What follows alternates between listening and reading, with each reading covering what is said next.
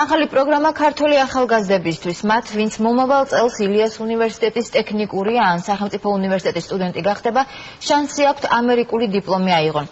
სან-დიეგოს უმაღლესი სასწავლებელი მომავალ სტუდენტებს გაცვლით პროგრამას თავაზობს. საბუნებისმეტყველო, ტექნოლოგიური და საინჟინრო ეს იმ საბაკალავრო პროგრამების ჩამონათვალია, რომელიც სან-დიეგოს სახელმწიფო უნივერსიტეტი ქართულ ახალგაზრდებს თავაზობს. კურსდამთავრებულები ამერიკულ დიპლომს მიიღებენ და გაცვლის პროგრამაში ჩართვის შესაძლებლობა მიეცემათ. ახალი სპეციალობების შესწავლას თბილისის სახელმწიფო, ილიასა და ტექნიკური უნივერსიტეტები უზრუნველყოფენ. სტუდენტები, რომლებიც ჩაირიცხებიან ამ პროგრამებზე, მიიღებენ სან-დიეგოს სახელმწიფო დიპლომს. ჩვენ ასევე გაცვლის პროგრამებს თავაზობთ ქართულ სტუდენტებს, რითაც საშუალება ეძლევათ სან-დიეგოს უნივერსიტეტში სწავლის გაგრძელების. სწავლის პროცესში ქართველი და უცხოელი ლექტორები ჩაერთვებიან. აბიტურიენტებმა კი ერთიანი ეროვნული გამოცდები უნდა ჩააბარონ.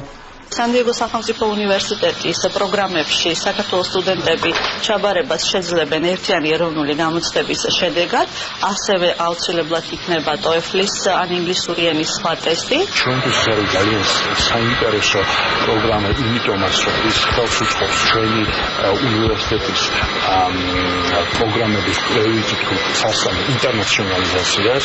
ეს არის ხარისხის გაუმჯობესების ერთ-ერთი საუკეთესო და ყველაზე ეფექტური ფორმა. სან-დიეგოს სახელმწიფო უნივერსიტეტის მრჩეველთა საბჭოს პირველი შეხვედრა უკვე გაიმართა. 17-კაციანი საბჭო უნივერსიტეტს კონსულტაციებით დაეხმარება. საბჭოს წევრების შერჩევაში უშუალოდ იყო ჩართული ამერიკის ელჩი. მოუთმენლად ველით, როდესაც ქართველი ახალგაზრდები გახდებიან ჩვენი სტუდენტები. კურსდამთავრებულები მიიღებენ სან-დიეგოს უნივერსიტეტის დიპლომს, რაც მნიშვნელოვანი იქნება საქართველოს ეკონომიკური მდგომარეობისთვის და ხელს შეუწყობს ორ ქვეყანას შორის ურთიერთობას.